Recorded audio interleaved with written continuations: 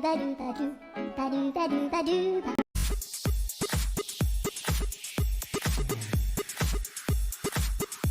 Stel cute reaction sa 80 na gusto bumili ng bigas sa kanya during Temfair 2023. Masayang masaya at proud na proud ngang ipinakita ng 18 ang video niya sa social media kung saan makikita ang masayang kulitan nila ng kanyang cute at mabait na bias na si Stel.